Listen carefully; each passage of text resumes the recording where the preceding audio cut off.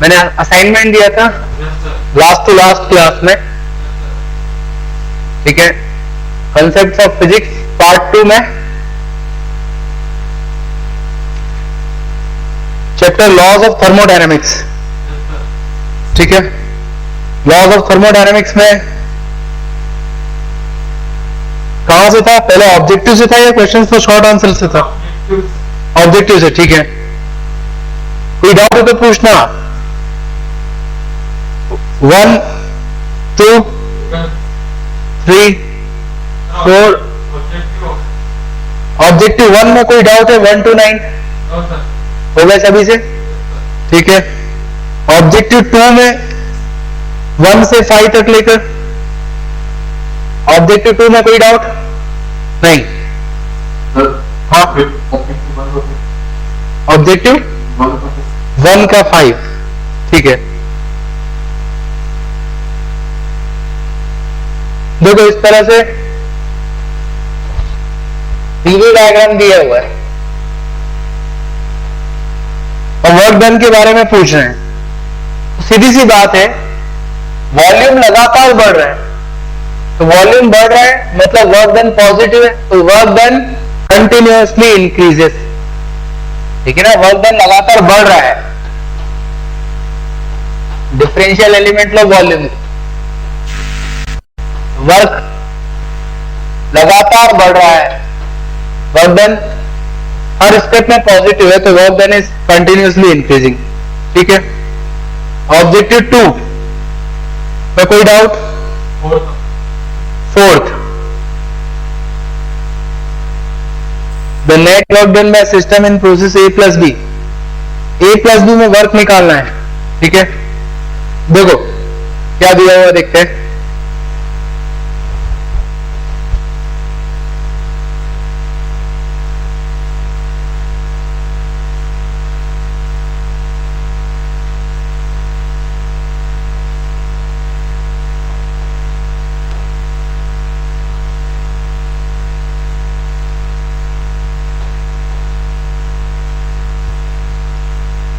हमें गिवन है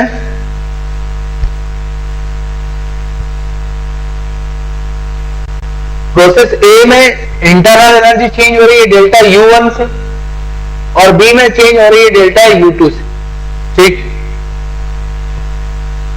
ये गिवन है।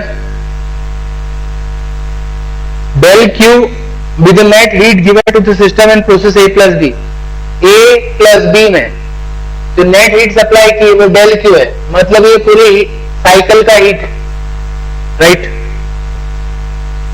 इसके अलावा डेल डब्ल्यू पूरे साइकिल का वर्क डन।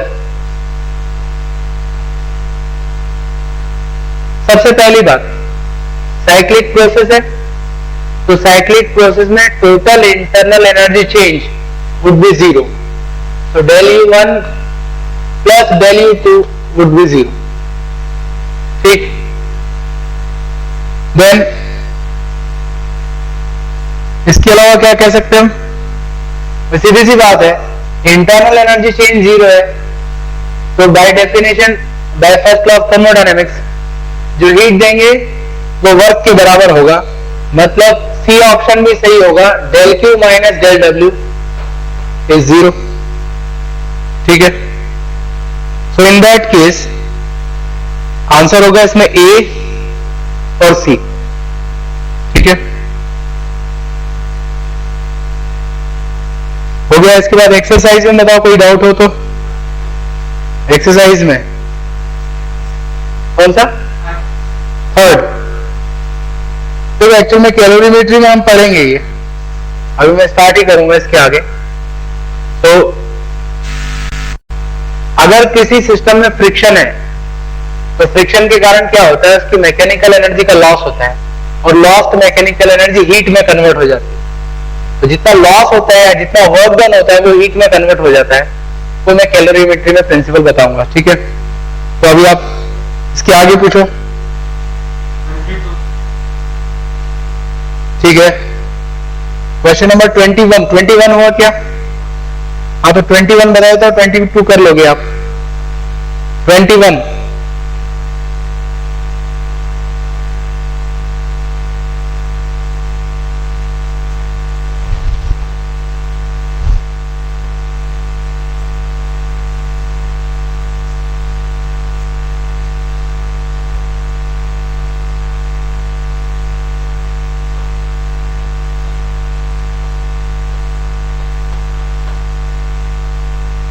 देखो एक सिलेंडर है जिसका टोटल वॉल्यूम V है, जिसको दो पार्ट में डिवाइड किया हमने, सेपरेटर है, वॉल है, दैट इज डायाथर्मिक। डायाथर्मिक का मतलब है कंडक्टिंग, तो कंडक्टिंग वॉल है बीच में, और सराउंडिंग वॉल्स जो है वो एडियाबैटिक। एडियाबैटिक का मतलब बाहर से हीट नहीं आ सकती है, ठीक है। 21 क्वेश्चन है लॉज ऑफ थर्मोडायनेमिक्स, ठीक। गैस का इंटरनल एनर्जी दिया है हमें 1.5 nRT। हम कह सकते हैं कि गैस मोनोएटॉमिक होना चाहिए, कि हमारे पास फॉर्मूला है F/2 nRT, F3 हो जाएगा यहां पे, ठीक है। इनिशियली दोनों तरफ प्रेशर टेम्परेचर दिया है, P1 T1 और P2 T2, और इसको सफिशिएंट टाइम तक ऐसे ही रखा। हमें बताना है how much work has been done by the gas on the left part, ठीक है। सबसे पहली बात, ये जो बीच में सेपरेटर है वो रिजिड है, हिल नहीं सकता है। तो हिल नहीं सकता है मतलब वॉल्यूम में नो चेंज, वॉल्यूम चेंज 0 है तो वर्क डन 0 होना चाहिए, no work is done. Final pressure निकालते हैं, समझना सीधी सी बात है। एक तरफ गर्म है एक तरफ ठंडा है, तो हीट का एक्सचेंज होगा, हीट का एक्सचेंज होगा तो टेम्परेचर और प्रेशर चेंज होगा, ठीक। इससे पहले नंबर ऑफ मोल्स लिख लेता हूं मैं इस तरफ के, PV इक्वल टू nRT से n हो जाएगा PV/RT, T1 V/2 RT1, और इस तरफ मोल्स T2 V/2 RT2। ये नंबर ऑफ मोल्स हैं, कांस्टेंट रहेंगे नंबर ऑफ मोल्स, ठीक। फाइनल प्रेशर लेफ्ट साइड में मैं ले रहा हूं P1 डैश और राइट साइड में P2 डैश, और फाइनल टेम्परेचर दोनों तरफ सेम होगा क्योंकि कंडक्टिंग वॉल्स है, तो तब तक हीट ट्रांसफर होता रहेगा जब तक कि टेम्परेचर सेम ना हो जाए। तो फाइनल टेम्परेचर इज सेम। तो अब मैं क्या करता हूं, फाइनल नंबर ऑफ मोल्स निकाल लूं, ठीक। नंबर ऑफ मोल्स लेंगे फर्स्ट केस में, ये इनिशियल इक्वेशन लिखते हमने, फाइनल क्या हो जाएगी, प्रेशर हो गया P1 डैश V/2 RT, ठीक है। ऐसे ही सेकेंड पार्ट के लिए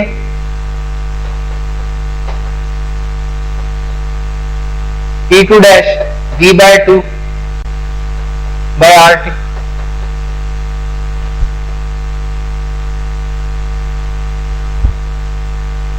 ठीक है ना। तो इससे हमने क्या निकाला, इससे हमने ये निकाला, दो इक्वेशन बन गई हमारे पास। कितने वेरिएबल है, P1 dash T, P2 dash T, ठीक है। अब दोनों का अगर हम रेशियो ले लें तो दोनों तरफ प्रेशर का रेशियो मिल जाएगा, ठीक है। अब हमें निकालना है फाइनल टेम्परेचर और फाइनल प्रेशर। तो एक तो ये रिलेशन यूज किया हमने, और एक दूसरा रिलेशन क्या यूज किया जा सकता है, सीधी सी बात है, अगर ये हिस्सा गर्म है लेफ्ट साइड का, तो हीट लेफ्ट साइड से राइट साइड में जाएगी, तो इसके इंटरनल एनर्जी जितनी कम हुई है, दूसरे की इंटरनल एनर्जी उतनी ही बढ़ेगी, मतलब ना। यहां से जो सप्लाई किया है, मतलब टोटल इंटरनल एनर्जी चेंज 0 होना चाहिए। तो उस रूल से हम क्या लिख सकते हैं, क्योंकि सराउंडिंग वॉल्स एडियाबैटिक है और रिजिड है, तो हीट बाहर से नहीं मिल रही है, सिस्टम वर्क भी नहीं कर रहा है, तो मैं लिख सकता हूं सिस्टम की टोटल इंटरनल एनर्जी चेंज 0 होना चाहिए। तो del U1 plus del U2 is 0, del U क्या लिख सकते हैं, यू दिया है हमें 1.5 nRT, तो डेल यू हो जाएगा 1.5 nR delta T, 1.5 n1 R delta T final temperature minus initial,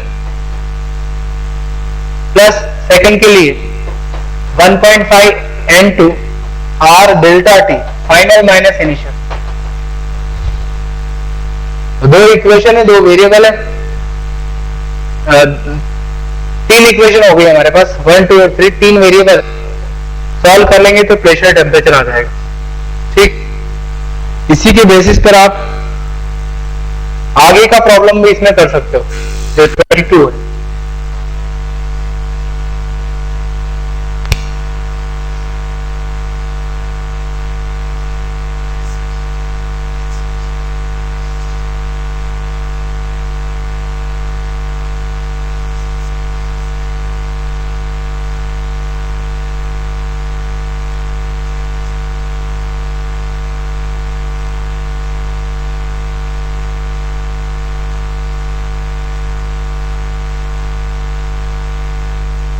इसके बाद नेक्स्ट चैप्टर में specific heat capacity of gases, उसमें क्या करना था, हमें ऑब्जेक्टिव्स करने थे। ठीक है,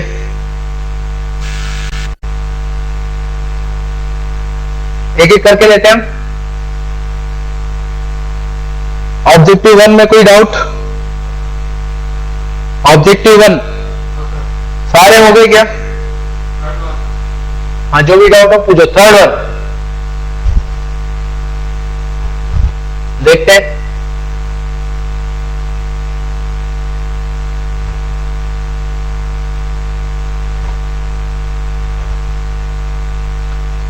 देखो, Cp माइनस Cv दिया है 1.00 R for a gas sample in state A।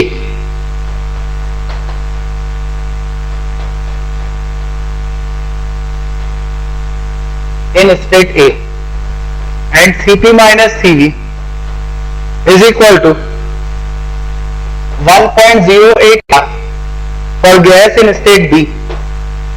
ठीक, प्रेशर, वॉल्यूम और टेम्परेचर दिया, TA और TA, और बाद में PB और TB। हम जानते हैं for ideal gas Cp minus Cv equal to R होता है, ये हमने डिराइव किया था। It is known as Mayer's relation, Cp minus Cv is equal to R, but only for ideal gas. इसका मतलब ये है कि स्टेट A पर तो गैस आइडियल है, बट स्टेट B पर आइडियल नहीं है, तभी 1.08 R आ रहा है। आइडियल गैस कब होती है? मैंने कंडीशन बताई थी, at low pressure and high temperature real gas tends to approach the behaviour of ideal gas. ठीक है ना, आइडियल गैस है ये, इसका मतलब यहां का प्रेशर कम होना चाहिए और टेम्परेचर ज्यादा होना चाहिए। तो हम कह सकते हैं TA is less than PB and TA is greater than PB। ठीक है ना, तो रियल गैस होगी तो ये मेयर्स रिलेशन फॉलो नहीं करेगी। यस, इसके आगे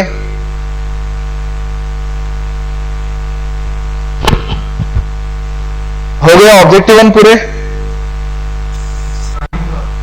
9th देखो आसान है, क्वेश्चन नंबर 9 ऑब्जेक्टिव 1 में, in an adiabatic process on a gas the pressure is increased by 0.5, the volume decreases by about, volume में कितना चेंज आएगा, कितना परसेंटेज चेंज? परसेंटेज चेंज कैसे लिखा जाता है mathematically? Change by initial value into 100। ठीक है, तो वॉल्यूम चेंज दिए del V by V into 100, ये दिया 0.5%। ठीक है,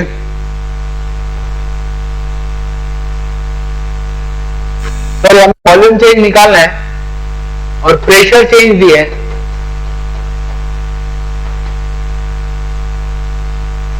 नाइन्थ ना, pressure is increase by 0.5,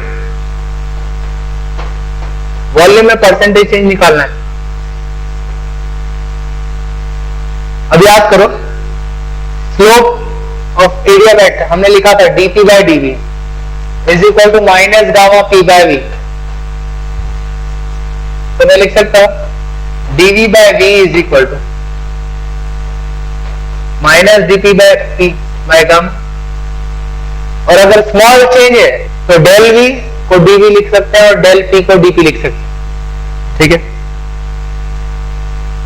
into 100 कर लो दोनों तरफ तो परसेंटेज चेंज आ जाएगा। ये निकालना है, इसकी वैल्यू क्या होगी, माइनस इंटू 1 गामा, गामा की वैल्यू दी 1.4 और dp by p into 100, percentage change हो जाएगा 0.5। तो ये परसेंटेज चेंज होगा वॉल्यूम के लिए, माइनस का मतलब है कि वॉल्यूम डिक्रीज होगा। इसके आगे ऑब्जेक्टिव 2 में कोई डाउट? सिक्स्थ,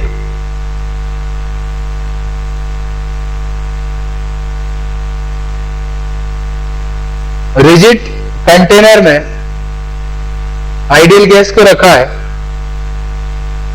ये सिक्स्थ क्वेश्चन है, ठीक है ना, ऑब्जेक्टिव 2 का। रिजिड कंटेनर में आइडियल गैस को रखा है, गैस का टेम्परेचर 1 डिग्री सेल्सियस बढ़ाने के लिए 3 कैलोरी हीट की जरूरत है। तो गैस कौन सी होनी चाहिए, आइडेंटिफाई करना है हमें। ठीक है,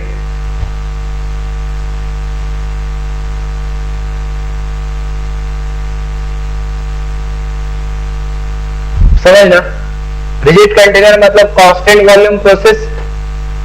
आइसोकोरिक के लिए हीट का फॉर्मूला होता है CV डेल्टा T। कितनी हीट लग रही है, 3 कैलोरी। N कितना है, 1 मोल। ठीक है,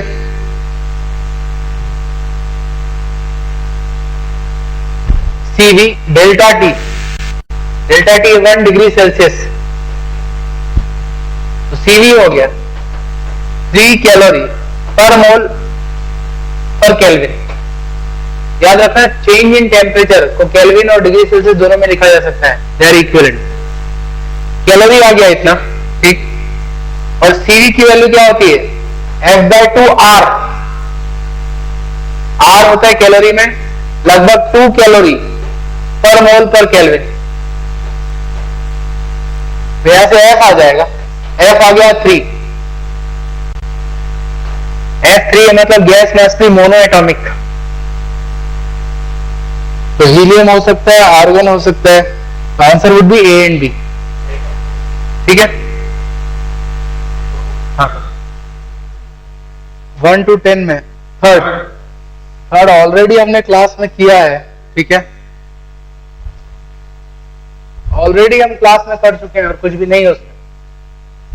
उसको हीट सप्लाई करेंगे, पिस्टन जो कंटेनर है,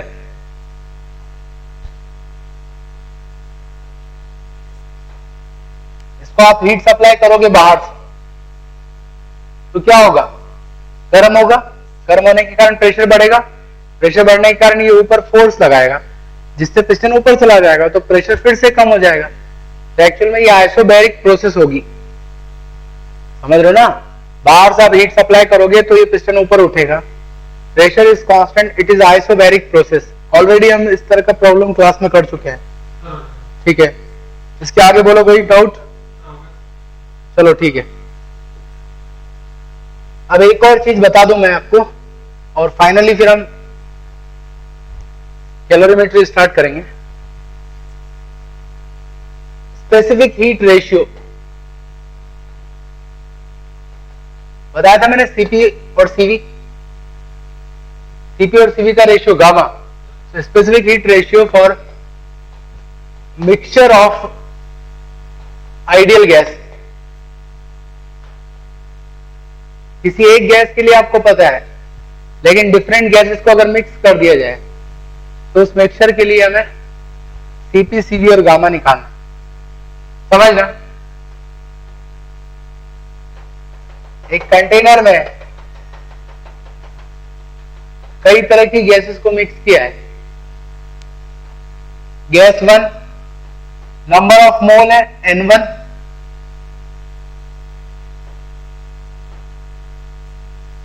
गैस 1 जिसके लिए Cv की वैल्यू है C1V और Cp की वैल्यू जिसके लिए है Cp1। ऐसे ही सेकेंड गैस N2 मोल, गैस 2 Cv2 है और Cp है Cp2, 2 सुपर स्क्रिप्ट है उसको डिनोट करने के लिए। ऐसे नंबर ऑफ गैसेस हमने फिल कर ली। रिजिड कंटेनर है, वॉल्यूम कांस्टेंट है, कांस्टेंट वॉल्यूम पर इस गैस को हम गर्म करते हैं।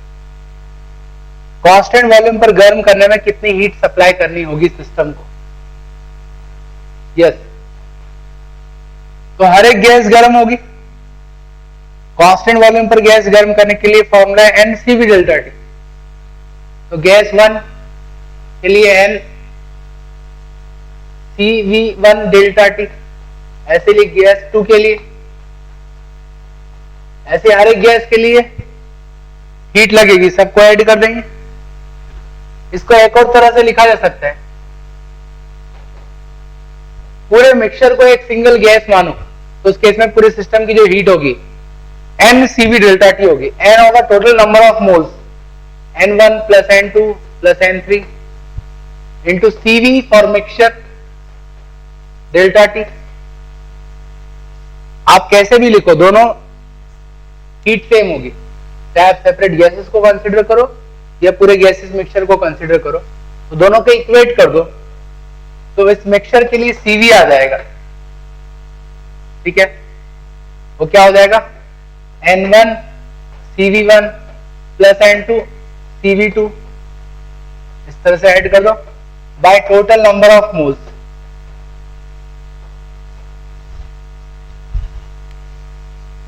तो ये मिक्सचर के लिए Cv हो गया, ठीक है ना, आइडियल गैस मिक्सचर का Cv। ऐसे Cp भी निकाल सकते हो।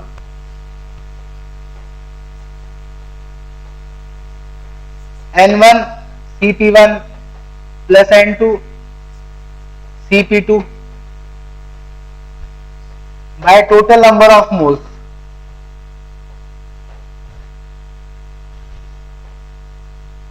ठीक है, तो that is Cp and Cv। और गामा चाहिए इस मिक्सचर के लिए। Gamma for mixture is ratio of Cp mixture and Cv mixture.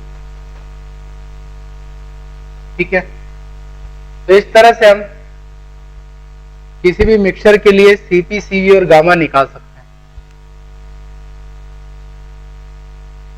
एक एग्जांपल ले लेते हैं।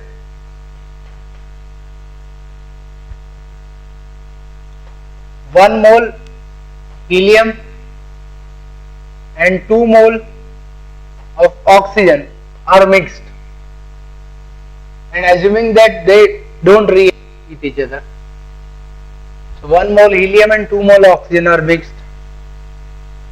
What is Cp, Cv and gamma for this given mixture? Cp, Cv and gamma for mixture.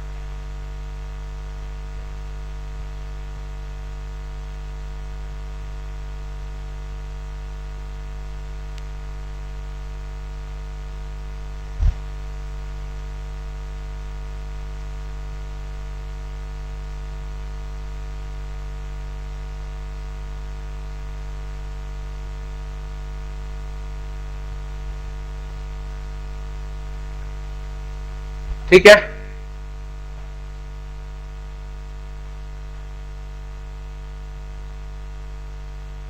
Cv for mixture